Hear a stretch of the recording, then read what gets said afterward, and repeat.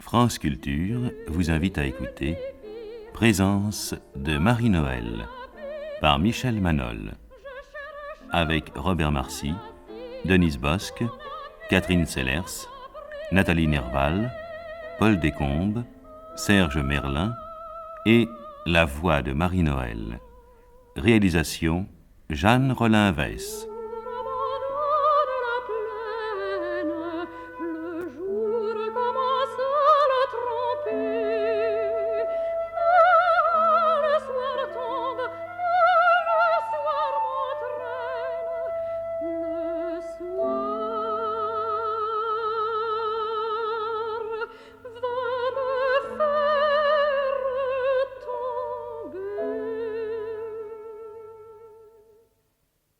Comme ses ancêtres, qui furent tailleurs de pierre, entrepreneurs de bâtiments, bateliers sur le coche d'eau, elle resta toujours fidèle à sa petite ville d'Auxerre, en terre bourguignonne, où elle mena dans la maison paternelle, voisinant la cathédrale, l'existence provinciale qui convenait à un poète ami du silence et du recueillement.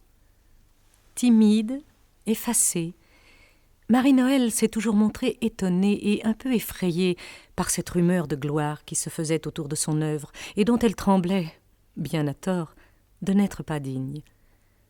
Je suis comme une organiste qui a différents jeux à sa disposition, nous confia-t-elle, et je peux très bien tirer le registre de la banalité.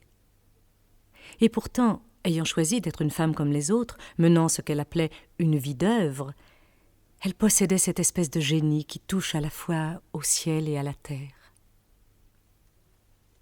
Je m'en vais, cheminant dans ce monde. Chaque jour, je franchis un nouvel horizon. Je cherche pour m'asseoir le seuil de ma maison et mes frères et sœurs pour entrer dans leur ronde. Mais là, j'ai beau descendre et monter les chemins, nul toit rêveur ne m'a reconnu au passage. Et les gens que j'ai vus ont surpris mon visage sans s'arrêter, sourire et me tendre les mains. Va plus loin, va-t'en, qui te connaît, passe. Tu n'es pas d'ici, cherche ailleurs ta place. J'ai vu sauter dans l'herbe et rire au nez du vent des filles pleines d'aise et de force divine, qui partaient, le soleil sur l'épaule, en avant, l'air large des pays en fleurs dans la poitrine. Ah, pauvre corps, frileux même sous le soleil, qui sans te ranimer te surcharge et te blesse, toi qu'un insecte effraye. Ô craintive faiblesse, honteuse d'être pâle et d'avoir tant sommeil. Va plus loin, va-t'en, qui te connaît, passe. Tu n'es pas d'ici, cherche ailleurs ta place. Ainsi qu'à la Saint-Jean, les roses de jardin, fleurs doubles dont le cœur n'est plus qu'une corolle, j'ai regardé fleurir autour de leur festin les reines, les beautés qu'on aime d'amour folle. Là, je t'ai vu aussi, toi, gauche laideron, mal faite, mal vêtue, âme que son corps gêne, herbe sans fleurs que le vent sèche avec sa graine et que ne goûterait pas même un puceron. Va plus loin, va-t'en, qui te connaît, passe. Tu n'es pas d'ici, cherche ailleurs ta place. La télévision nous a montré l'an dernier Marie-Noël se promenant, un sécateur à la main, à travers son jardin, ou bien installée derrière l'humble bureau de sa bibliothèque. Et qu'avons-nous vu ? Une antique maison, au toit couvert de tuiles moussues, une cour silencieuse où sèche le bois pour l'hiver, une silhouette menue et fragile, celle d'une aïeule portant une sorte de robe de moniale aux formes surannées. Il m'est arrivé souvent d'imaginer Marie-Noël, dans les soirées d'hiver, assise au coin de la fenêtre, raccommodant du linge ou bien écrivant, sous le regard de la solitude.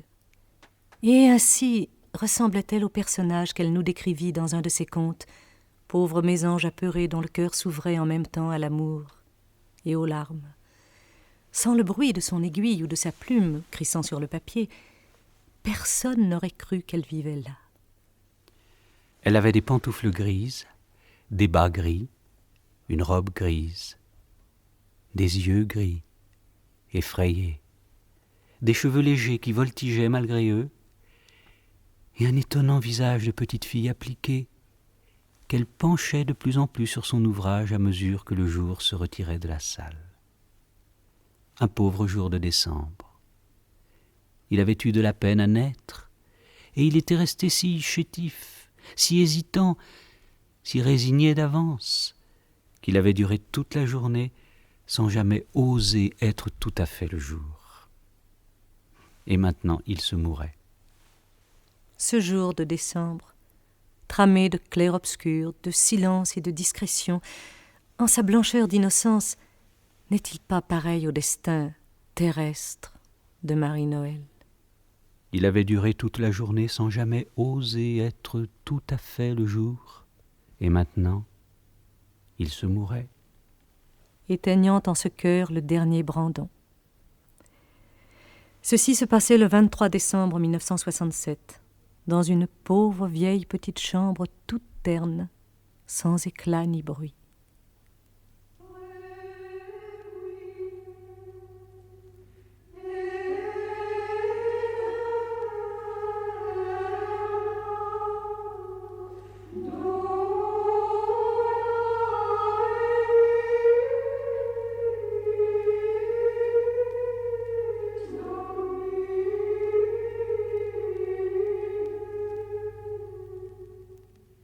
Oh, vous qui me donnez à boire, il est trop tard. Je ne bois plus. Pain et vin sont en la mémoire de ma chair à jamais perdue. Oh, vous qui m'essuyez la face, à quoi bon ce linge? À quoi bon laver ce visage qu'efface déjà la souillure sans nom? Que faites-vous, toute main vaine, au bord blême de ce proscrit? Que tentez-vous, ô toute peine? Allez me chercher Jésus-Christ. Allez dans le pain qu'il habite, me chercher Jésus-Christ. Allez, dans mon flanc qui s'épuise, vite, jetez-le comme un grain de blé. Le grain dont il faut que tout meure et pourrisse de pis en pis, afin, blé mort ou blé demeure, que de lui lève un autre épi. Jeté, englouti en ma perte, dans la béante obscurité de ma dernière bouche ouverte, la semence d'éternité.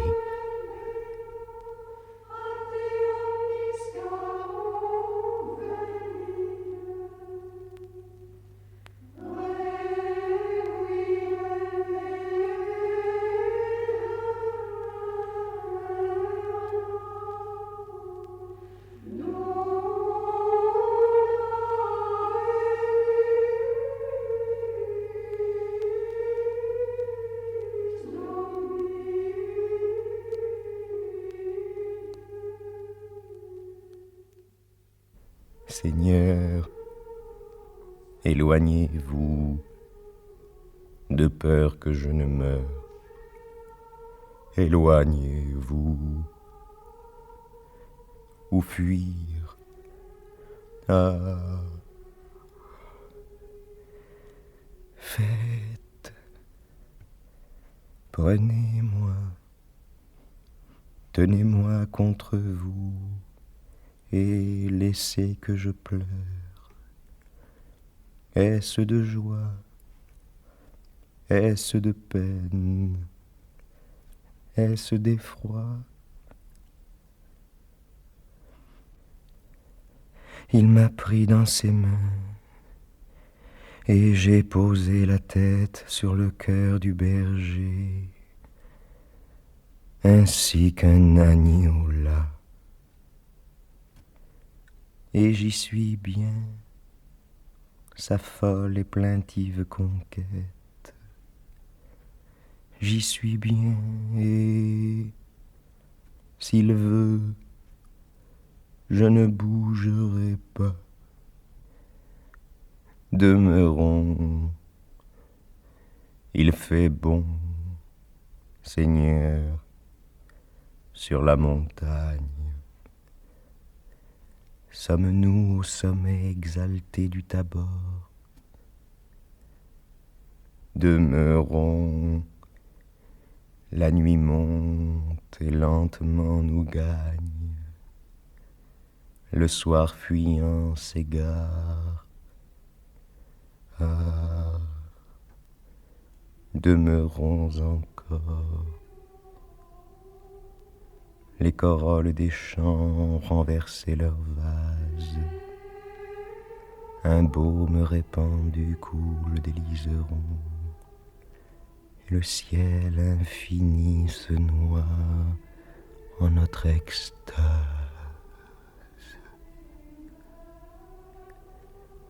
Il fait bon, il fait doux.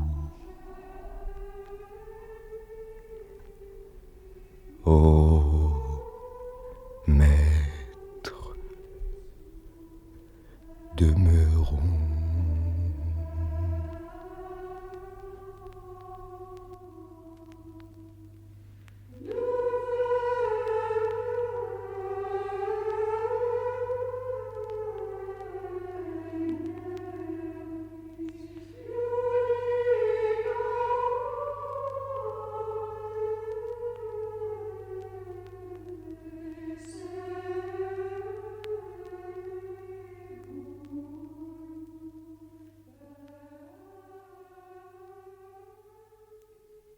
Ainsi que la terre, qui semblait maudite, reçoive la parole divine, exprimée par un poète, que l'arbre de la croix apparaisse à des âmes de bonne volonté, et tout s'ordonne et s'illumine de la seule espérance, et chaque aurore de la vallée annonce la lumière éternelle.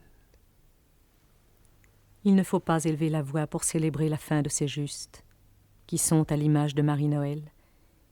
Il suffit d'en accepter l'exemple.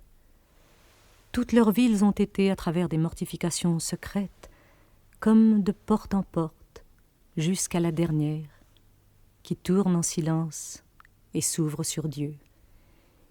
Ils ont voulu que leurs prières, leurs chants, leurs poèmes, leurs combats, leur travail et leur repos même, chaque battement du cœur, tout rayonnant de leur pensée, prépare cet instant sacré. Le regard que Marie porte sur elle-même nous aide à comprendre, a écrit François Mauriac, pourquoi l'humilité des saints n'est pas jouée ni affectée. Ils se voient à la lumière du Christ tels qu'ils sont. En vérité, elle s'est soumise à une loi. Une exigence infinie a pesé sur ce destin. Dans combien de vies chrétiennes aura été signé dès l'enfance un pacte secret? L'histoire de Thérèse Martin, la petite sainte de Lisieux, est en fait l'une des plus banales. Thérèse de Lisieux faisait de mauvais vers et est devenue une vraie sainte. Marie-Noël, vraie poète, s'est sanctifiée, non certes plus humblement ni plus obscurément que Thérèse Martin dans son Carmel, mais l'une, c'est sa poésie qui a été connue des hommes, et l'autre, c'est sa sainteté. Les deux petites filles ont été prises au même piège. Quand viendra le soir au bout des années, où l'épaule basse et les yeux rougis, je ne serai plus traînante et fanée qu'une vieille en trop qui vaque au logis. Quand la maison mienne à qui je fus douce ne me fera plus ni place ni part, quand le feu qui prend Le jardin qui pousse, tous ingrats, tiendront mes mains à l'écart. Quand j'aurai perdu ma dernière aiguille et ne pourrai plus rien qu'aimer tout bas, rien que gêner peu mes petites filles, mes belles enfants qui ne m'aiment pas, alors j'ouvrirai la porte à voix basse, comme une pauvresse à jamais qui sort pour aller jeter au chemin qui passe le bout déchiré de son mauvais sort. Alors, quand le jour hésite et décline, comme une étrangère à jamais qui part à jamais, alors, comme une orpheline dont le cri n'a plus d'abri nulle part, je m'en irai seule avec mon pauvre âge, qui n'a plus ni chant, ni charme, ni fleurs.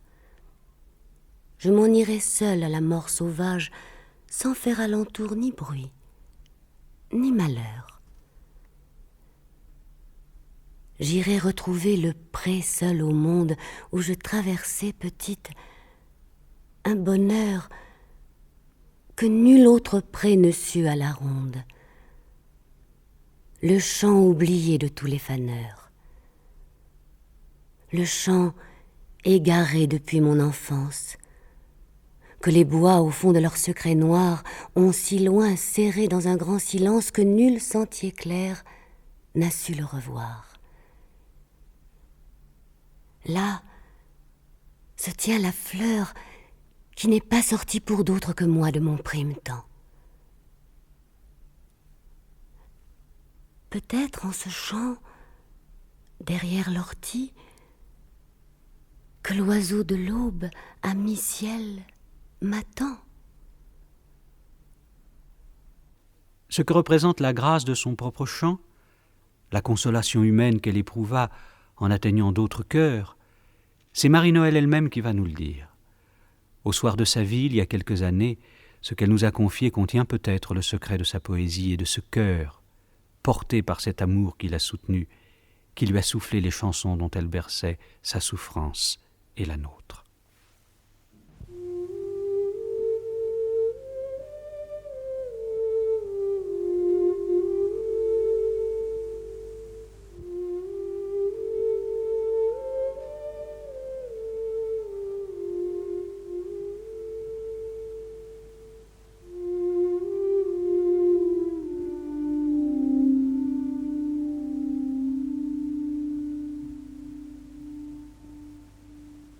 Marie-Noël, avec son doux visage pensif incliné sous les cheveux blancs, est auprès de nous dans un jardin qui pourrait être celui d'Auxerre.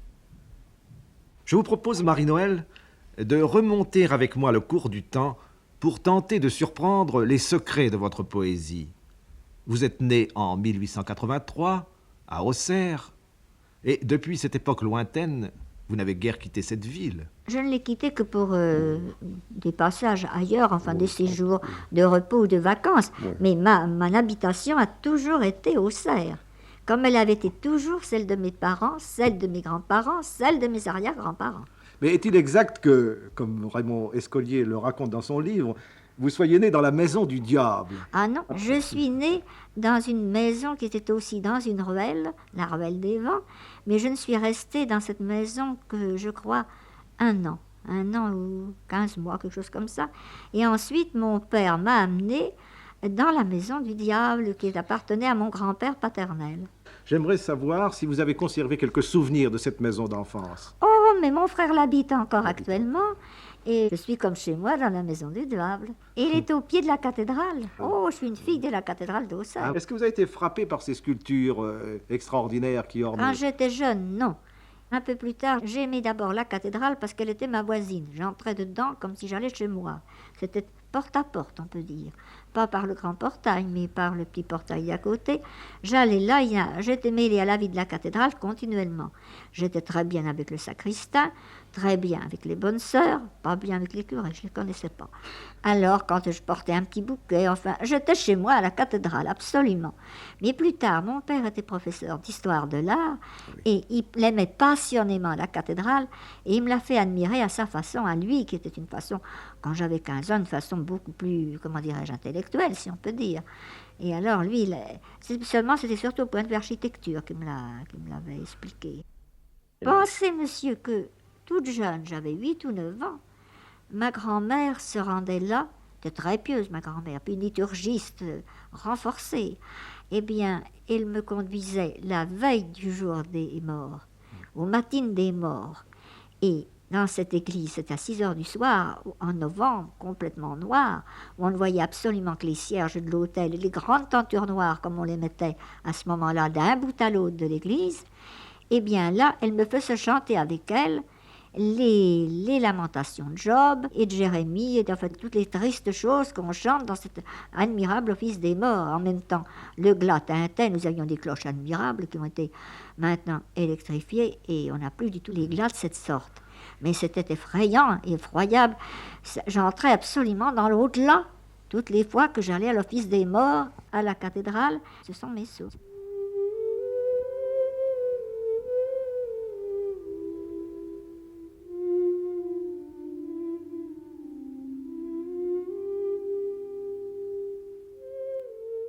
Voici l'heure, la mauvaise heure. C'est ce soir que souffle sur notre demeure le vent noir. Ô mon âme, ma fille unique qui te meurt, voici l'ombre et l'heure panique de la peur. C'est l'heure où se battent les anges dans les cieux. C'est l'heure où le mauvais se venge du bon Dieu. C'est la lutte entre deux, la guerre des destins. Le ciel qui protégeait la terre s'est éteint. Le bois ce soir en la mêlée de la mort hurle, têtes échevelées, et se tord. Une cloche dans sa chapelle alentour, une cloche au son pâle appelle au secours. Ma fille, sa lampe est tombée, mon enfant. Le bon chemin qui l'a trompé fuit au vent. L'espérance qui l'a bercée longuement, les ténèbres l'ont renversée brusquement. Elle n'a plus ni Dieu, ni Père, plus jamais, ni toit, ni seuil, ni ciel. Elle erre hors de paix. Est-elle folle? Est-elle morte? Un grand cri jusqu'au bout de l'angoisse emporte son esprit. Son âme au vent chavire, sombre, et se perd ce soir. Comme une barque en l'ombre de la mer. Je voudrais que nous parlions maintenant de ces chansons qui, dans votre enfance, ont exercé un prestige certain sur votre imagination. Oui, j'ai été beaucoup chantée. Tout le monde chantait autour de moi. Mais personne ne chantait la même chose. Maman chantait des chansons qui étaient relativement modernes. Elle chantait des chansons de Béranger. Elle récitait aussi des poèmes de Lamartine. Et puis grand-mère me chantait toutes les chansons du romantisme, les chansons de Louisa Puget, les chansons de Béranger aussi. Mais les plus belles, c'était les chansons de mes bonnes. Nous avions une bonne qui était de la Creuse et qui savait les chansons tout à fait mélancoliques de ce pays-là, qui est d'ailleurs mon arrière-pays, puisque mon arrière-arrière-grand-mère était de la Creuse. Et ces chansons qui étaient pleines de mélancolie, il y avait presque toujours un loup, et puis des dangers, puis des choses terribles qui passaient, Il y avait la chanson de la mère morte qui vient rechercher ses petits-enfants au cimetière parce que la marâtre les bat, leur fait de la peine. Alors j'ai été absolument bercée par toutes ces chansons. Et je m'en inventais à moi-même sans m'en douter, je chantais en moi-même. Il y en a une en particulier, la mort est dans le petit cabinet. Oh, c'est pas une chanson, ça, c'est une sornette qu'on dit chez nous. J'entrais dans un petit cabinet, j'y vis la mort qui rôtissait, j'en ai demandé un petit lardon, on m'a donné 100 coups de bâton. Et c'est bien fait, mon maître. Oui, grosse bête. Quelle influence votre père a-t-il eu sur votre formation intellectuelle? Ce grand helléniste savait aussi faire admirablement les confitures, et quand il se rendait dans la cuisine pour les préparer, il ne manquait pas d'emporter ses auteurs grecs favoris qu'il traduisait pour vous. Je tournais la cuisine, je faisais la cuisine, et puis lui, il me donnait simplement les recettes pour le feu. N'allez pas si vite, remets du bois, etc., etc. Et en même temps, il avait ouvert sur la table, il l'emportait dans la cuisine parce que le livre ne tenait pas sur une autre table. C'était un énorme livre qu'il avait rapporté de la bibliothèque de la ville. C'était une édition Estienne. Et ça datait, je ne sais pas de quelle époque, c'est le XVIe siècle peut-être. Et alors, c'était Aristophane, et il s'enchantait, il le lisait en grec, et moi je tournais. Il le traduisait à mesure pour me le faire comprendre. Alors j'entendais le grec, et ensuite j'entendais la traduction. J'ai surtout entendu comme ça Aristophane et les tragiques grecs. Comme ça, dans la cuisine. Dans la cuisine. Et votre maman, je crois qu'elle était comme vous, pleine d'humour. Pleine d'humour. Elle est extrêmement gaie, très, très vivante, et elle aimait beaucoup le monde, elle aimait beaucoup bavarder. Elle trouvait toujours quelqu'un pour causer. Et mon père était un silencieux, moi j'étais plutôt silencieuse. Je n'aimais pas du tout me promener avec maman à cause de ça, parce qu'elle accrochait tous les gens qu'on rencontrait dans la rue. Et je me rappelle avoir fait avec mon frère cette plaisanterie. Je disais, quand on va se promener avec maman, on ne peut pas arriver à partir, on ne se promène pas et on ne revient jamais. Par conséquent, il n'y avait pas du tout autour de vous l'atmosphère mystique que l'on pourrait supposer. Oh, pas du tout. Pas la moindre atmosphère mystique. Non, votre mère n'était pas mystique, Oh, pas du votre père, bien entendu, pas davantage. Ma mère avait été élevée dans un couvent, mais elle se souvenait surtout des petites farces qu'elle avait fait aux sœurs et des choses comme ça. Mais ce qui n'empêche que vous comptez tout de même dans votre famille une sainte, je crois, qui est Sophie Madeleine Barra, fondatrice du Sacré-Cœur. Elle porte le même nom que ma mère et que ma grand-mère. Et en somme que mon père, puisque ma grand-mère et mon père étaient cousins germains. En somme, c'est bien simple, je n'ai vu de religieuses cloîtrées que dans les dernières années de ma vie, j'en ai jamais rencontré avant.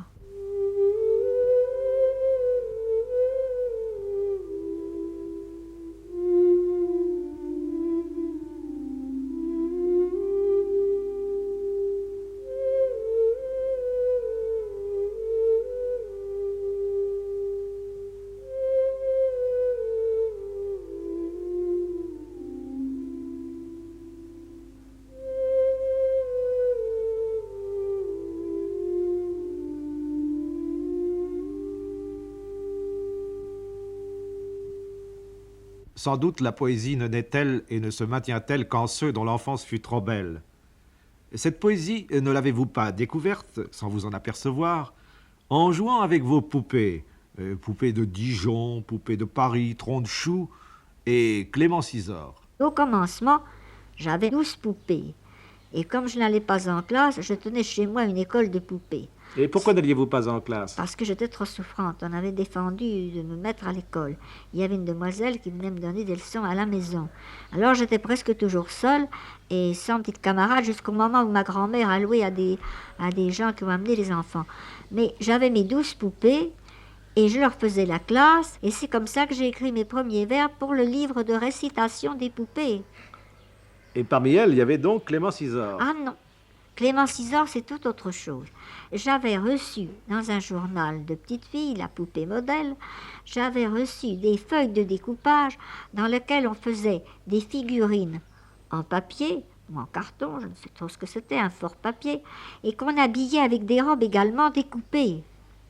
Alors ces robes également découpées représentaient, dans la série de figurines que j'avais, représentaient l'histoire du costume en France. Alors il y avait Velleda, il y avait Clotilde, il y avait Radegonde, il y avait, puis alors beaucoup plus tard, il y avait Anne d'Autriche, Madame de Sévigné. Et il y en avait une, toute vêtue d'or, avec un nain qui s'appelait Clémence Isor, et personne ne savait qui c'était. Je n'avais jamais entendu parler d'elle, ni dans mon histoire de France, ni dans mes contes de fées, je ne savais pas qui c'était. J'ai demandé à maman qui c'était, elle ne savait pas.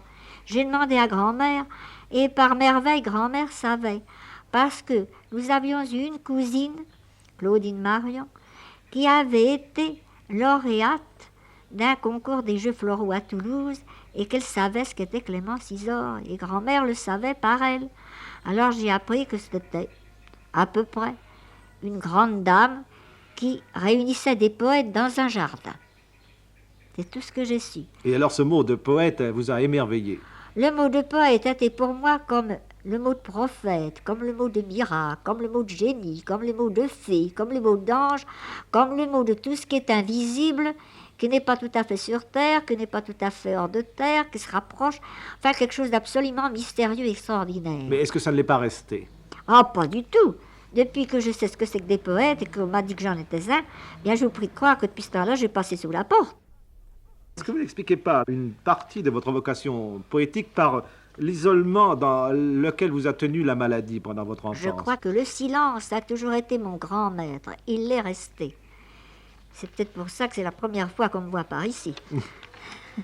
Alors, mais bon, le silence, c'était pour moi, je peux dire, la matière première de ma poésie. Oui, je comprends bien. Le silence est quelque chose qui chante.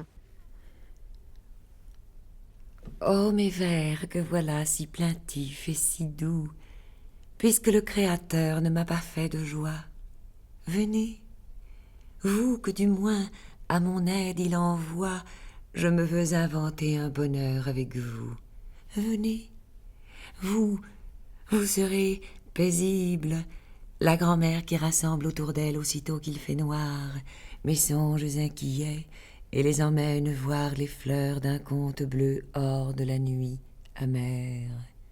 Venez, vous serez, vous gai, vous ingénus, qui ne prévoyez rien, les petits camarades qui bousculent un beau matin mes pensées fades pour courir au soleil le front et les pieds nus. Venez, vous serez naïfs, la bonne femme qui l'été va cueillir des simples dans les champs, des mauves, du plantain, et qui connaît des chants pour arrêter le feu de la fièvre dans l'âme. Venez, vous serez l'enfant sur mes genoux, que j'allaite en secret, que je berce en cachette. Et vous, oh vous, l'époux en qui mon cœur se jette. Peut-être un plus réel n'est-il pas aussi doux. Venez, soyez-moi, tous mes amis. Mon cœur cède au poids de sa tendresse. Avant qu'il soit perdu, venez, recueillez-le vite, mes vers, à l'aide. Ils seront comme un fruit trop mûr, il s'est fendu. Entourez-moi. J'avais dans l'âme une fontaine que je ne peux plus contenir. Sa douce voix a roulé sur la mousse en fleurs, son eau lointaine a caressé la violette au fond des bois. Les ailes des oiseaux y bougent, l'ombre y passe, puis le soleil, puis l'ombre. Elle emporte les cieux, tantôt pleine du bleu sans borne de l'espace, tantôt du brusque noir d'un nuage anxieux. Elle fuit. Les ramiers qui s'envolent par couple y laissèrent ce soir tomber un duvet doux.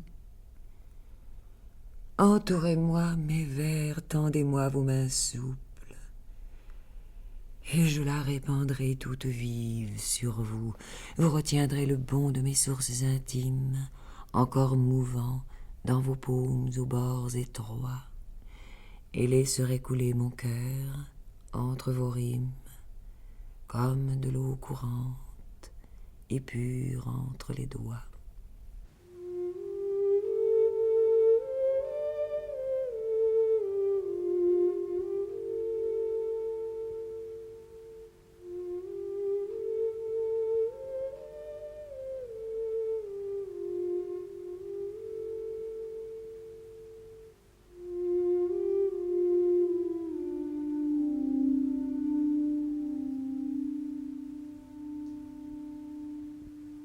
votre parrain, Raphaël Perrier, a toujours eu foi en cette ferveur qui était en vous. Non seulement il a pressenti le poète des chansons et des heures, mais encore celui plus secret, plus poignant, d'une plus haute pensée, que l'on découvre dans Chants et psaumes d'automne. Oh oui, mon parrain était un personnage extraordinaire. Et un personnage qui était tellement extraordinaire qu'il méritait d'être aux confins des gens qui existent et puis des gens qui n'existent pas. Il était d'origine, en somme, mauresque. Il était d'origine espagnole, en fait, il était de Valence. Et il avait le plus beau type qu'on puisse avoir de cheikh arabe. Il avait une tête magnifique. La première fois que je l'ai vu, il ressemblait si peu à nos bourguignons que j'étais dans l'admiration. Et il était poète. J'étais dans l'admiration de penser que j'avais un parrain poète. Oui, parce que vous aviez déjà eu contact avec une de vos cousines qui était poète et qui vous avait un peu déçu. Oh oui. Tandis que Raphaël Perrier ne vous a absolument pas déçu. Il avait la tête de l'emploi. Eh, quelle parole! Quand il commençait à parler, il ne s'arrêtait plus. Mon parrain, plus tard, quand il a su que j'étais douée pour ça, qu'il a vu mes premiers vers, m'a emmené dans sa maison. Mais vos premiers vers datent de quelle époque? En dehors des poèmes que vous écriviez pour votre poupée?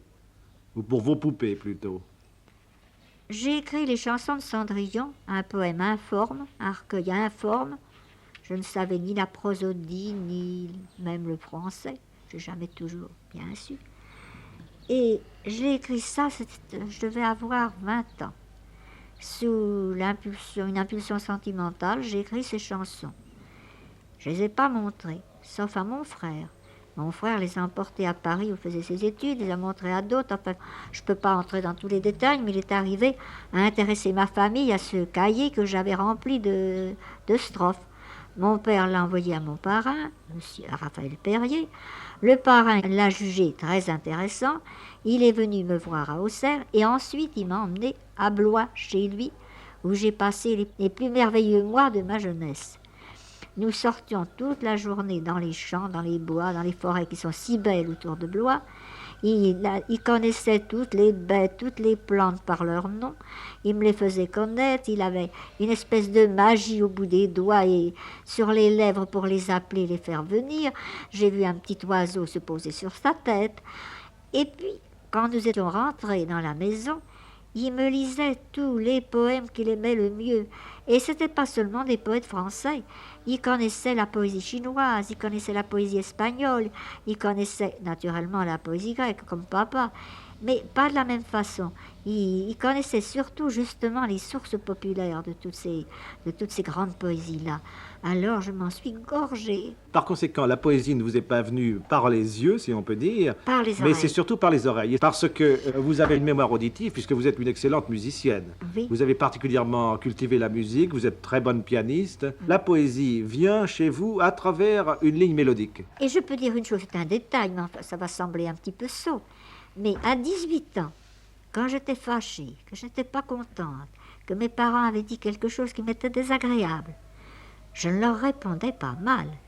Mais ma parole immédiatement se rythmait, si bien que mon père s'en apercevait, et dès que mon débit devenait comme ça très scandé, il me disait de me taire. Ainsi, la poésie naissait en vous spontanément et sans effort. Nous constatons cependant, en lisant vos poèmes, que sous l'apparence de la facilité, ils sont tous extrêmement savants et d'une rigueur exemplaire. J'étais poussée par le rythme, comme par exemple dans ces chansons de Cendrillon, le rythme me poussait, mais je n'avais pas appris les règles, je ne savais pas au juste ce que je faisais ni où j'allais.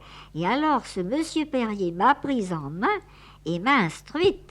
Il m'a dit, une fois tu as le pied, tu n'as pas la chaussure. Et je dois dire que j'ai fait des progrès très, très rapides, parce que la première fois que j'avais confié à mon parrain ces chansons de Cendrillon, il n'avait pas pu s'empêcher que de les trouver intéressantes, mais tout à fait mal faites. Et c'est là qu'il m'avait donné les règles nécessaires, les règles de l'ancienne prosodie. Pas, évidemment, à présent où on pratique le vers libre, c'est pas du tout ça. Il m'avait appris la prosodie d'autrefois. Lui était plutôt de l'école parnassienne, enfin. Et je me suis dit, mais je peux en faire aussi bien qu'un autre.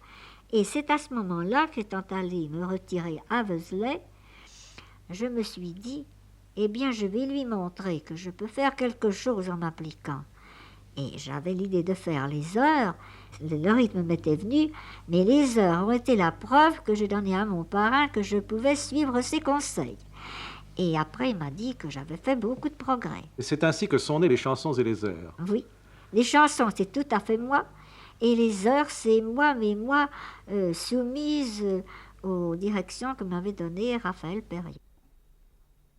Mon bien-aimé s'en fut chercher l'amour, dès le matin parmi les fleurs écloses. Pour le trouver, il effeuillait les roses, couleur du soir, de l'aurore et du jour. Mon bien-aimé n'a pas trouvé l'amour. Je l'attendais, pâle et grise lavande, et tout mon cœur embaumait son chemin. Il a passé, j'ai parfumé sa main, mais il n'a pas vu mes yeux pleins d'offrandes. Mon bien-aimé s'en fut chercher l'amour au verger mûr quand midi l'ensoleille. Pour le trouver, il goûtait la groseille, la pomme d'or, la pêche tour à tour.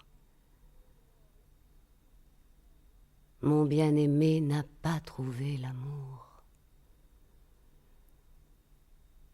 Je l'attendais, fraise humble à ses pieds toutes, et mon sang mûr embaumait son chemin. Hélas, mon sang n'a pas taché sa main. Il a marché sur moi, suivant sa route. Vent du ciel, éparpille mon cœur, je n'en ai plus besoin. Ô brise familière, perle, dessèche en moi ma source, éteins ma fleur. Ô vent, et dans la mer va jeter ma poussière. Nous imaginons bien que vos poèmes vous viennent en clair avec les mots de tous les jours, mais quelle précision pourriez-vous nous donner sur les sources de votre inspiration? Vous voulez savoir si je les ai travaillés? Oui, je les ai travaillés. Je ne fais jamais les choses d'un seul coup. Je trouve d'un seul coup. C'est une joie quand ça m'arrive. Absolument. Par exemple, quand on trouve un champignon dans un pré, alors on est content. Mais un champignon, ça ne fait pas un plat de champignons. Eh bien, un vers ou une strophe, ça ne fait pas un poème. Alors après, il faut s'arranger de façon à ce que le poème qu'on fera, la strophe qu'on finira, ne détruise pas la chose originelle qui est la chose importante. Et c'est ça le gros travail. C'est d'arriver à mettre des mots, les uns à côté des autres, qui n'enlèvent pas la simplicité du début. Alors il faut arracher toute la littérature, il faut enlever tous les mots qui sont trop jolis, qui adoucissent. Il faut garder qu'une seule chose, le mouvement, en avant, comme une balle de fusil qui doit aller droit à son but. Mais c'est admirable, parce que Alors, vous êtes là. je le fais, et puis je mets tout dans un tiroir. Puis au bout de 3 ou 4 mois, quand j'ai tout oublié, je prends ça, je vois tout de suite par où ça pêche. Alors je corrige. Je fais ça quelquefois 2, 3 fois. Il y a des poèmes que je commence une année, que je finis l'année d'après. En ce moment, j'en ai un que je fais. Eh bien, je l'ai trouvé peut-être en mois de janvier dernier. Puis de temps en temps, j'y retourne. Les poèmes que vous nous avez donnés dans votre œuvre poétique vont de 1908 à 1939, ce qui représente l'œuvre de votre vie. Oui. Mais tout de même, il y a un hiatus entre cette période de 1939 à la période 1957. Je voudrais savoir pourquoi vous conservez si longtemps par-devers vous vos poèmes et pourquoi vous ne les livrez pas plus tôt au public qui est avide de les connaître. Mais c'est à cause de ce que je vous dis. Ah. C'est parce qu'ils ne sont jamais finis. Mais comment savez-vous qu'un poème est absolument fini? Eh bien, c'est quand j'ai la même joie qu'au moment où je le trouve. Les gens et leur destin s'en vont tenant un cierge. Les gens et leur destin, dans le petit matin, s'en vont menant dehors la flamme dans la cire, s'en vont menant dehors leur âme dans leur corps. Les gens du genre humain, où commence la route? Les gens du genre humain, tournent sur le chemin, tournent autour de Dieu leurs chandelles allumées, tournent autour de Dieu qui regarde au milieu. La mère va devant avec son sacrifice, la mère va devant qui présente l'enfant. Elle apporte le fruit de sa chair matinale, elle apporte le fruit de sa douleur de nuit.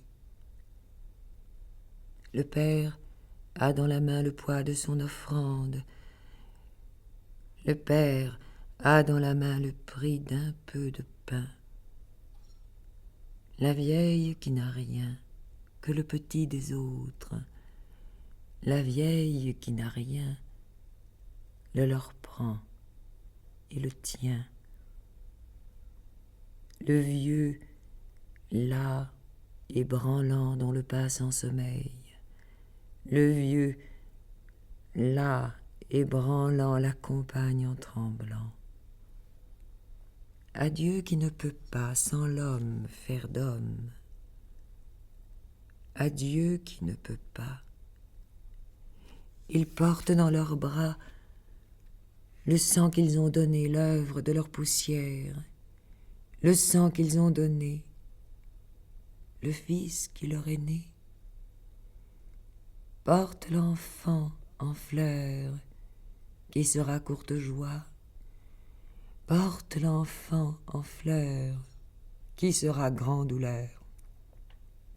L'enfant qu'il faut nourrir pour le conduire vivre, l'enfant qu'il faut nourrir pour le mener mourir. Les gens sur le chemin, le jour y voit à peine. Les gens sur le chemin tournent, le cierge en main, et lentement s'en vont. Adieu, la flamme tremble, et lentement s'en vont. Adieu, la cire fond.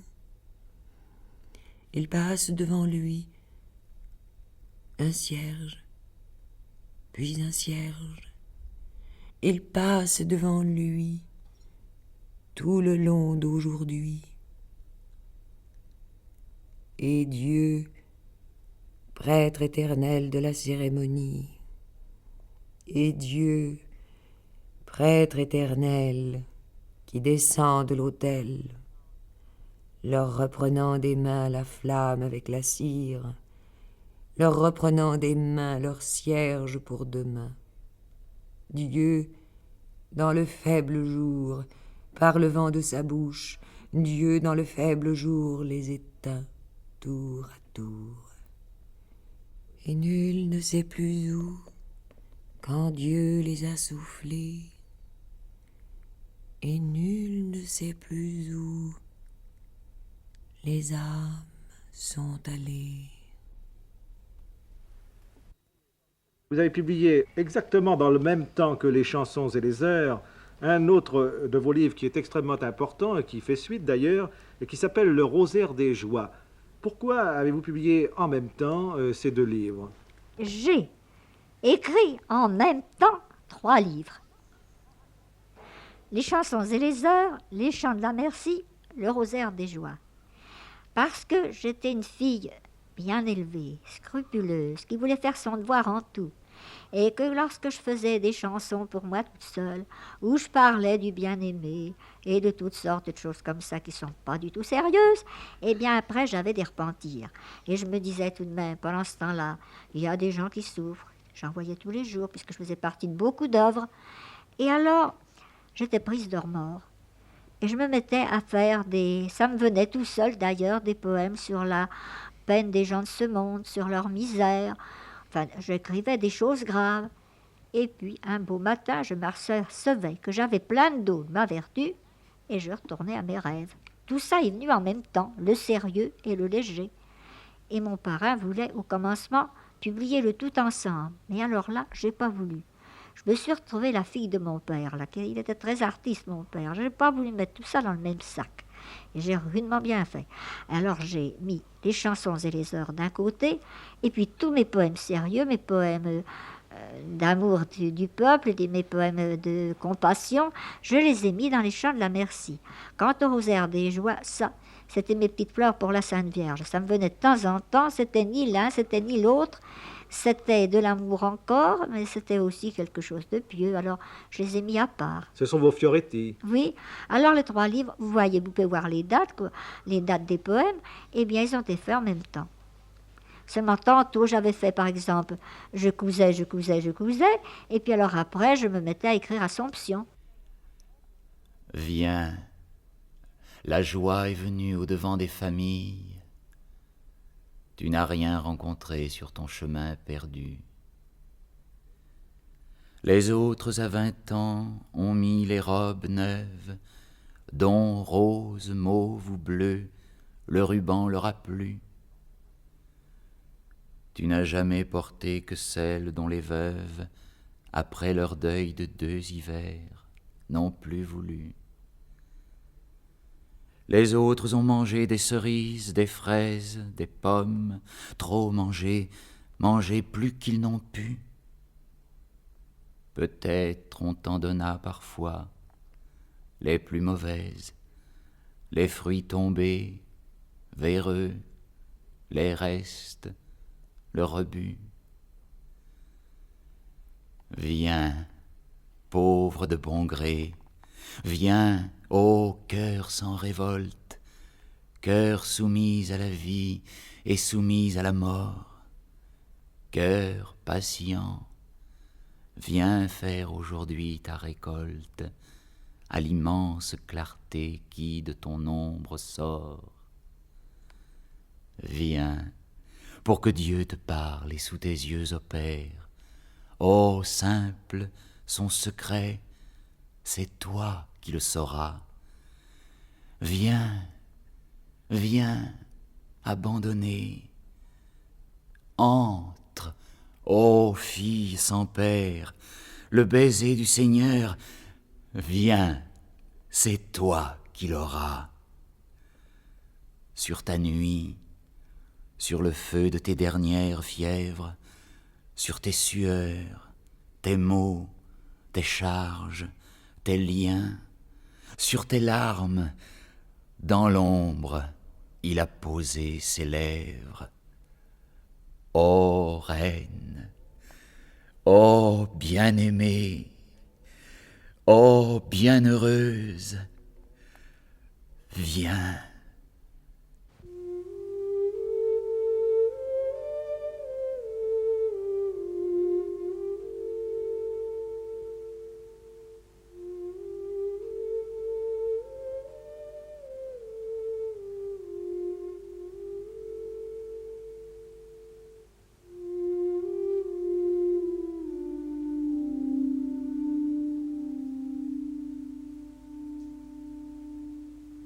Vous avez, je crois, mis un accent grave, si l'on peut dire, sur ces poèmes. Ah oui. Est-ce que vous considérez qu'ils ont une place très particulière dans votre œuvre?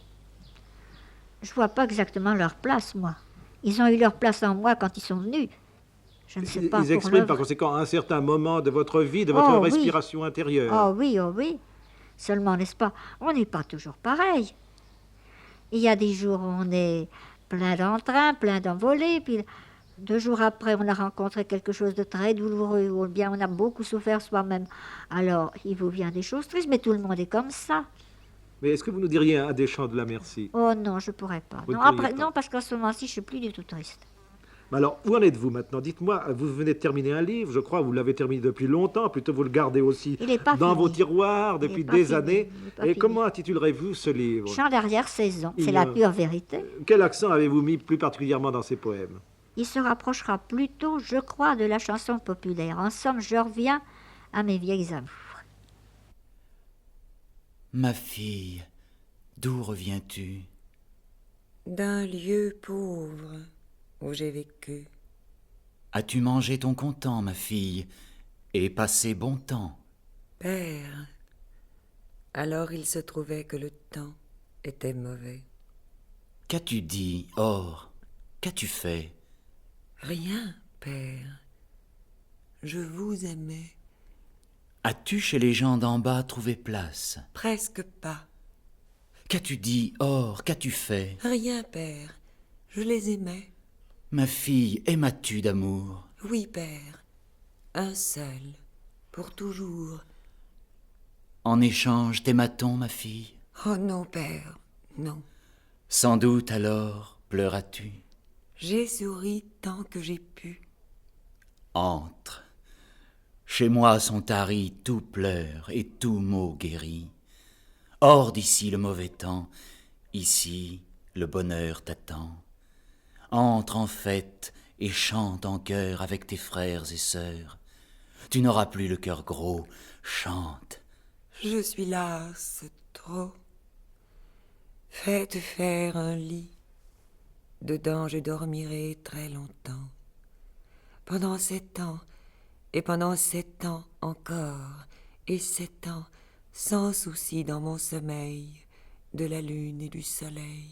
Mais si pendant que tu dors ton ami vient du dehors, s'il voit ton cœur, s'il le voit beau pour la première fois, s'il le prend, l'amour de toi. Père, alors, éveillez-moi. Mais plutôt s'il cherche ailleurs qu'en toi son ciel le meilleur. Donnez-le lui, père, mais ne me réveillez jamais.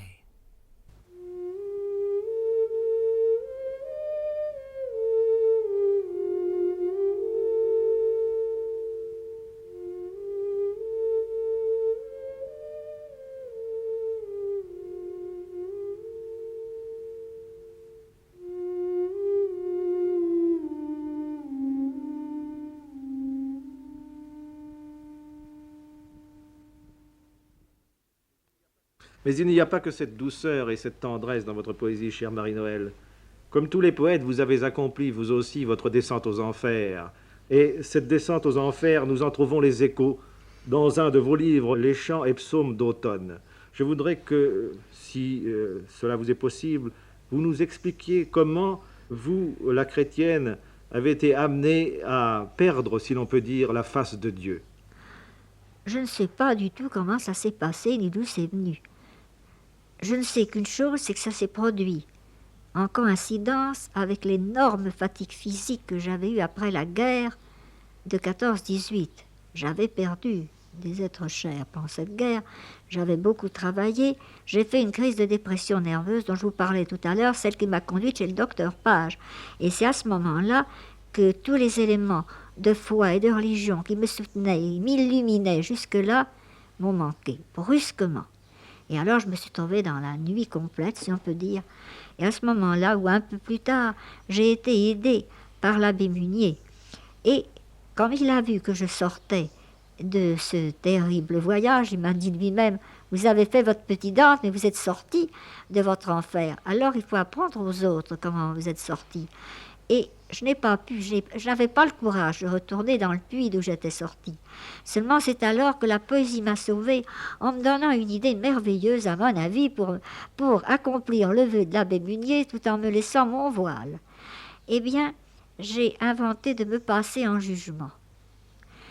Et ce jugement, j'en ai fait dans mon idée comme une espèce de poème musical, je devrais dire un opéra, où, passant en justice, je me trouve prise entre un réquisitoire terrible qui est fait par une voix grave, une voix profonde, la voix des sources de l'homme et de l'âme, et la défense du petit enfant que malgré tout j'étais restée, car je suis restée enfant, même dans ces mauvais moments, j'avais des moments d'enfance délicieux. Alors, j'ai eu l'idée d'opposer ces moments d'enfance aux sombres heures dans lesquelles je me traînais et qui ont failli à ce moment-là me faire un mal si profond que j'aurais pu ne pas en revenir. Et j'ai préparé ça pour l'abbé Munier. L'abbé Munier était devenu aveugle. Alors, le lui envoyer, c'était m'exposer à tous les hasards de la lecture d'un tiers. J'ai fait le voyage de Paris pour venir me confesser à l'abbé, et je me suis confessée en vers avec mon jugement. Jamais je n'oublierai cette heure-là. Je me suis confessée bien des fois dans ma vie. Et je suis sûr que l'abbé Munier ne l'a pas oublié, lui non plus. Ah, je ne sais pas ce qui s'est passé, mais tout ce que je peux dire, c'est que là aussi, il a bien fallu que je lise tout haut. Le pauvre vieux, il ne voyait pas du tout. J'étais obligée de lire tout. Et je l'ai lu. Et il était dans un état d'excitation, d'enthousiasme. Et à la fin, je lui demandais, parce que moi, je posais la question, non pas pour savoir si mes vers étaient beaux, c'était pas du tout de quoi il s'agissait. Je posais la question pour savoir si les fautes dont je m'accusais étaient les fautes qui m'avaient séparé de Dieu, si j'étais en mauvais état, si j'étais hors de grâce. Et alors, quand ça a été fini, j'ai attendu le verdict comme tout bon pénitent. Mais il jubilait. Et je me rappelle, il m'a dit, l'absolution, l'absolution. À quoi ça sert l'absolution? L'absolution est dans la beauté de cette chose-là. Voilà le mot de l'abbé. Alors vous pensez qu'avec ça, je suis partie tranquille. Je comprends. Oui, et c'est lui qui m'a poussé à éditer beaucoup de choses. Parce que j'hésitais, je vous prie de croire, avant d'éditer les chants et psaumes d'automne, parce que j'avais peur de troubler les âmes, parce qu'il n'y a pas seulement les âmes troublées qu'on aide, mais il peut y avoir les âmes sereines qu'on trouble. Et alors, que faire? Il m'a semblé qu'il m'avait donné le conseil, enfin d'une façon générale, de laisser les gens qui ont leur lumière à eux-mêmes et qui sont suffisamment nourris par ailleurs, de plutôt les laisser à leur lumière et d'aider plutôt ceux qui étaient sombres comme je l'ai été, parce que ceux-là ont vraiment plus besoin de secours que les autres. Mais ça, c'est une raison, je dirais, une raison de charité, une raison de compassion. Moi, ma raison n'avait été qu'une raison, je peux dire, un peu égoïste, ça avait été ma confession à moi-même pour me tirer d'affaire. Je m'accuse. Ô mon Dieu, veuillez me protéger contre ce que je dis pour être condamné. Je m'accuse, le jour d'hiver où je suis né, d'être tombé en moi comme en un grand danger. Je m'accuse, et pourtant je l'ignore, d'avoir, plus que tous les pécheurs qui l'ont commis ensemble, chancelé, le cœur plein d'une faute qui tremble, pâle dès le matin et trouble vers le soir. Je m'accuse, voici ce péché faible et doux, mon péché qui n'eut rien à manger, rien à boire, comme un agneau loin, égaré dans la nuit noire. Et s'il est sain et sauf, c'est bien faute de loup. Le voici ce péril, cette errante tendresse, son regard désarmé, ses trop dociles pas et peut-être, mêlée à ses yeux, la détresse de quelque sang plaintif que l'âme ne sait pas. Les voici, ce long cri de désert et d'absence, cette tentation de mourir sans soutien et sans refuge en votre inutile présence, ou d'appeler le mal pour me faire du bien. Je m'accuse, ô mon Dieu, d'avoir couru sans ruse, sans armes, sans abri, d'avoir couru longtemps dans un pays muet. Ce risque, je m'accuse de n'avoir averti personne en me perdant, d'avoir trop habité la grande solitude où pleurent en rêvant les monstres endormis, et d'avoir bu dans les étangs d'inquiétude beaucoup plus de douleur qu'il ne m'était permis,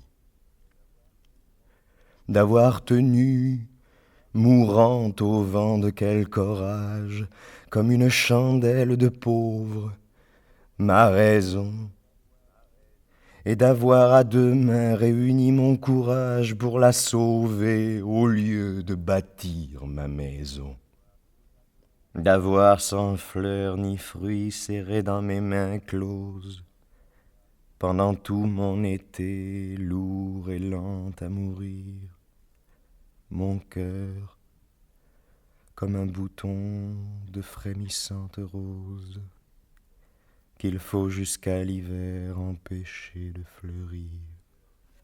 Et peut-être, ô mon Dieu, sans ces deux mains raidies, j'eusse été pour celui qui venait, sans ces mains fidèles, j'eusse été, bien que si peu hardi, le leur, l'aventure et le mauvais chemin, car j'étais, ô mon Dieu, malgré ces mains honnêtes, et vous le savez bien, sous ces deux mains en paix j'étais, je suis, j'ai honte et je baisse la tête, le mal désespéré que je n'ai jamais fait.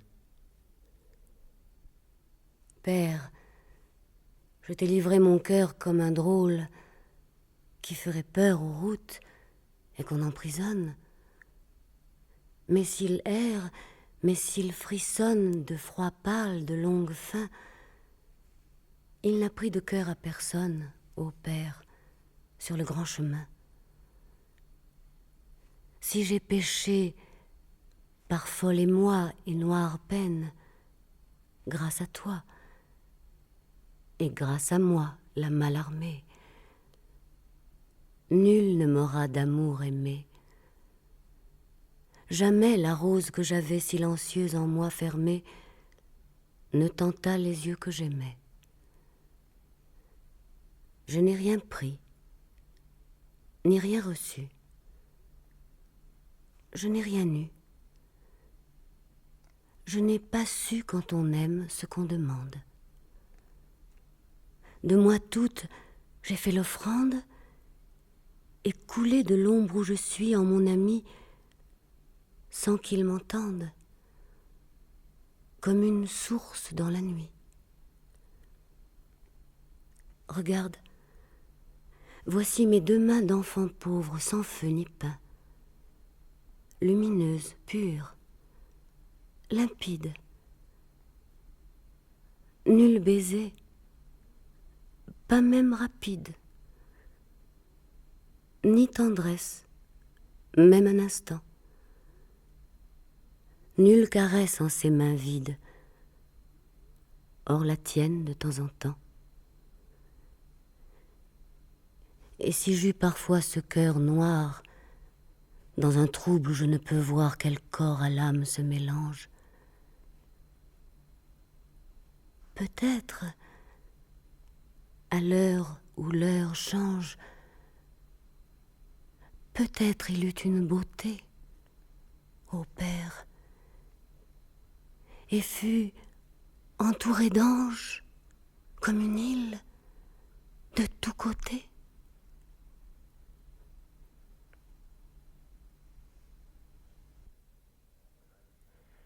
Je m'accuse. Entendez à cette heure un péché qui pleure et ne sait pas au juste quelle offense. Mais tant il a fait mal à quelqu'un sans défense que peut-être il vaut mieux ne pas vous le cacher. Un meurtre, j'ai tué. Ah, voyez sur mes mains tristes comme les a le soir après sa tâche quelque honnête bourreau dont s'apaise la hache. Entendez, ô mon Dieu, crier le sang humain. Certes, il ne valait que peu de choses, ou rien, ce sang qui coule. Et nul pour lui ne vous implore d'un condamné si seul, si pâle qu'on l'ignore, du sang qui n'est le sang de personne. Le mien, c'est moi que j'ai tué. Ô vaine et follement enfant coupable entre les justes, je m'accuse. C'est moi qui erre, malgré mes fuites et mes ruses, j'ai mis à mort dans un sinistre isolement.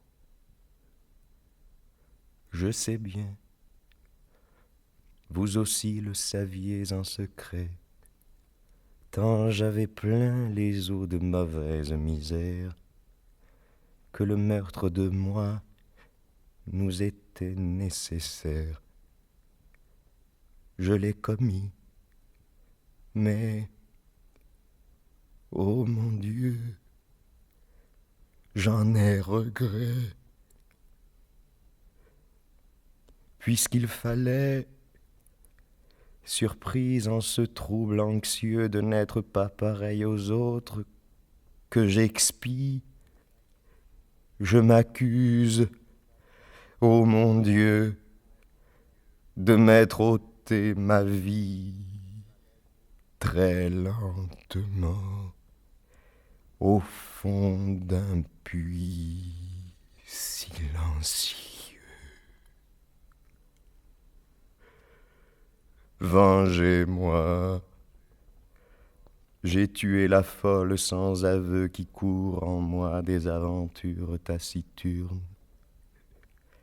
Jugez-moi, j'ai tué l'hérétique nocturne qui vous cherche plus haut que votre ombre ne veut.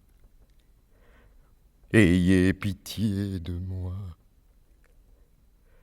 car je pleure à genoux d'avoir en les tuant fait un si grand ravage qu'ô mon Dieu, j'ai brisé l'esprit doux et sauvage qui volait dans le ciel entre mon âme et vous. J'ai brisé dans le ciel où vous l'aviez lâché le grand oiseau de Dieu qui planait sur ma peine. Son vol gênait le toit d'une demeure humaine. Je l'ai livré au mien qui faisait le marché. Le grand oiseau de Dieu que vous m'aviez donné, je l'ai tué. Peut-être fut-ce méritoire, peut-être, mais dans l'ombre où se plaint ma victoire, ni vous, ni moi ne pouvons plus me pardonner. Et ce soir, confiant à vous seul la victime, dont l'azur goûte encore sur mes doigts sans pitié, je vous charge, ô vous seul qui connaissez mon crime, de ce cadavre d'ange, et je pleure à vos pieds.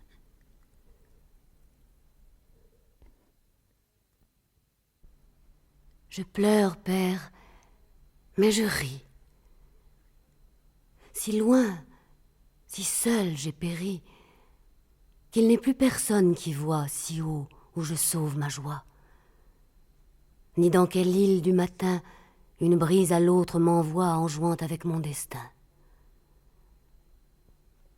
Ce moi-même si las, si lourd, que j'avais la nuit et le jour à ma charge, peines et plaies, aux épines de quelque haie, je l'ai par terre abandonné. Et je vire et je vole, gai comme un papillon nouveau-né. Frêle fumée à l'horizon, qui n'a plus âtre ni maison, et qu'un souffle mène, ramène. Rien n'est, rien ne veut, rien ne suit dans le temps qui passe, qu'à peine un flocon de douceur humaine qui se pose sur aujourd'hui. De n'être plus, De n'être rien, je ris. Et nul ne me retient de rire à tous les vents. Légère, plume sans nid, graine sans air, de rire et d'oublier au vent l'espérance, cette étrangère que je suivais auparavant. Ô Père, pardonne à ma mort. Ai-je fait mal? Ai-je fait tort à moi, ce fol être? N'importe. Feuille qu'en voltigeant exil une haleine divine emporte. Ô Père, je ris d'être morte et danse au vent d'Ainsi soit-il. J'ai mis 4 ans ou 5 ans à faire ce poème. Mais ça ne venait pas simplement de la difficulté de le faire. Mais il faut dire, c'est une chose qu'il faut savoir aussi, c'est qu'à ce moment-là, j'avais une charge matérielle terrible. Je vivais avec 2 vieilles femmes, ma mère qui est morte à 90 ans, ma tante qui était en enfance et qui est morte à 88. J'avais la charge de tous leurs biens, de leur maison, de tout. Les enfants étaient tous loin, ne pouvaient pas s'en occuper. J'avais une charge énorme. Et tout le temps, c'était ou l'une, ou l'autre, ou l'intérêt de l'une, ou le bien de l'autre qui faisait que j'étais obligée de m'arracher à moi-même. Alors j'avais commencé ce poème, Jugement. Des fois, j'écrivais pendant un quart d'heure. Après ça, j'étais arrachée à ma poésie pendant 15 jours. Après ça, je revenais. J'écrivais pendant 1 heure ou 2. Je n'arrivais pas à joindre les 2 bouts. Eh bien, pendant ces 4 ans, jamais le souffle ne m'a quitté. Jamais. Le jour où j'ai commencé d'inventer Jugement, jusqu'au jour où j'ai mis le point final, il est toujours resté en moi, m'habitant, me poussant, et quoi que je fasse ailleurs, il était présent. Mais cet état de poésie est-il constant chez vous? Au contraire, disparaît-il quelquefois? Il y a eu une époque de ma vie, notamment cette époque-là, où il était presque constant. Maintenant, c'est beaucoup plus rare depuis que je vieillis. Beaucoup plus rare. Et presque toujours, l'état de poésie est annoncé chez moi par un état d'angoisse et de mélancolie. Même sans cause, même sans motif apparent à l'extérieur. Quand je sens que la tristesse me vient, je me dis, attention, il y a quelque chose qui va venir aussi. Et je le sais maintenant. Vous avez des méthodes de travail fort curieuses. Ne nous raconterez-vous pas comment est né un de vos plus beaux poèmes par un procédé d'écriture automatique qui s'assimile à celui que les surréalistes affectionnaient? Ah oui, ça c'est une curiosité entre tous les autres. C'est le seul qui soit né comme ça. D'ailleurs, je venais à peine de sortir de la clinique et à peine de porter mon manuscrit à Sanceau. J'étais chez moi, c'était en hiver, et je cherchais justement des vers pour remplir un trou dans un poème qui n'était pas achevé. Je cherchais à faire ce que j'appelle une reprise invisible. Parce que le travail, c'est presque tout le temps ça, une reprise invisible. Je cherchais des vers, c'était des vers de 10 pieds. Il m'en arrive un tout petit, c'était un vers de 6 pieds, je crois. Ça ne pouvait pas aller, alors je le chasse. Je recherche toujours sur mon ancien moule.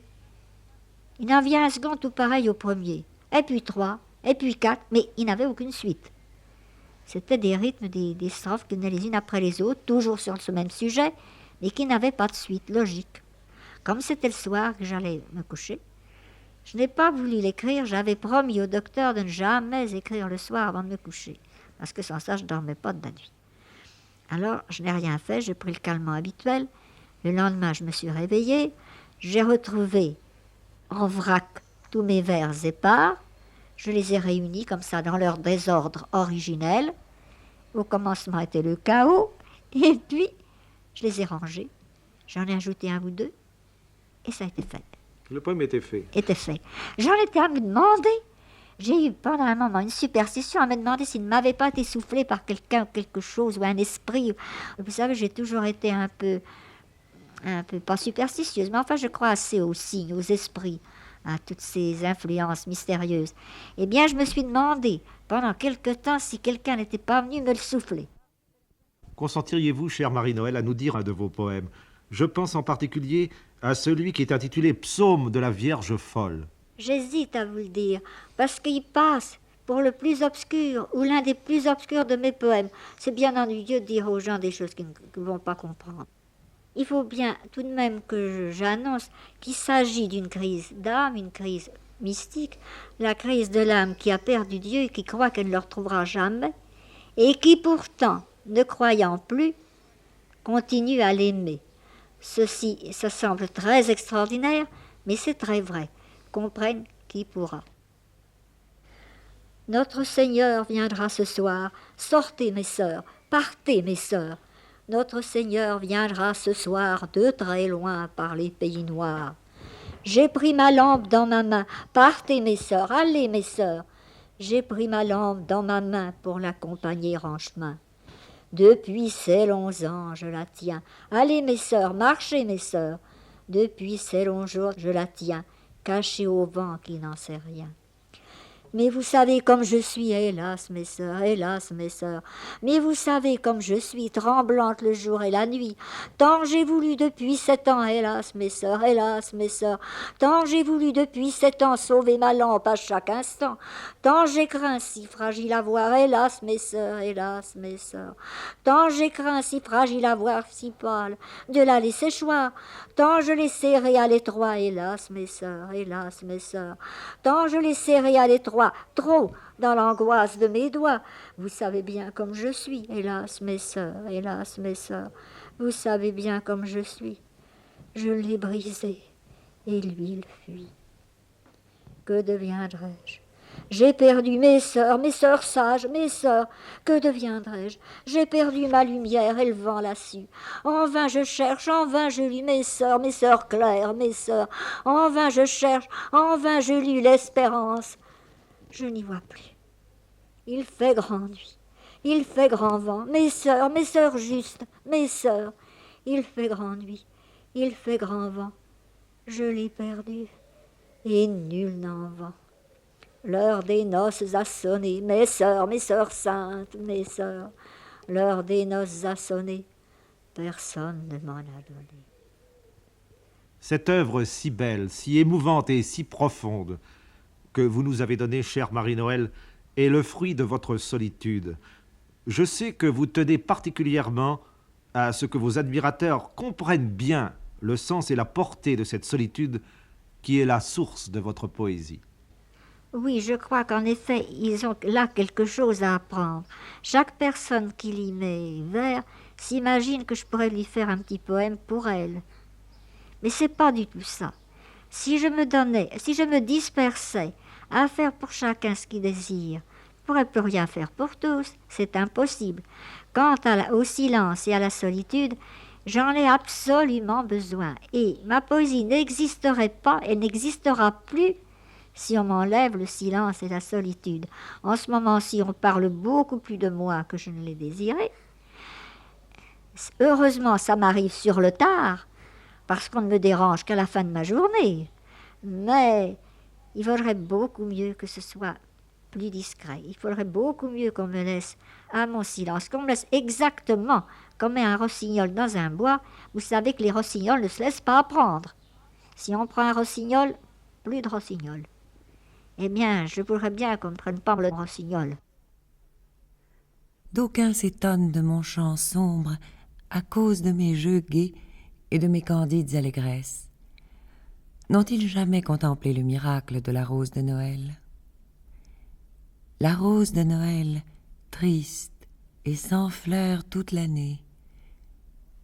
La rose de Noël qui s'appelle Hellebore, mélancolie, et serre dans sa racine un poison noir. Mais, quand vient la Noël, par une grâce de Dieu, elle sort du gris de l'hiver et des feuilles sombres, comme autant de petites bougies allumées, et de sa blancheur merveilleuse elle éclaire le berceau de l'enfant Jésus. Je suis ainsi, noire, et parfois lumineuse, par grâce. Et j'ai un nom qui le dit bien, Marie-Noël. Marie, Mara. l'amertume mortelle de ma racine. Noël, mon miracle, ma fleur de joie.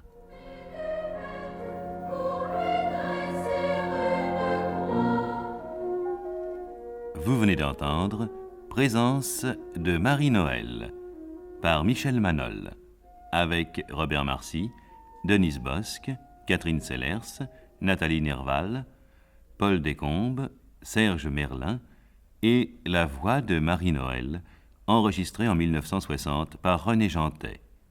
Chef opérateur du son, Paul Granger. Collaboration technique, Annie Lebègue. Assistante de production, Claude Natier. Réalisation, Jeanne Rolin-Vess.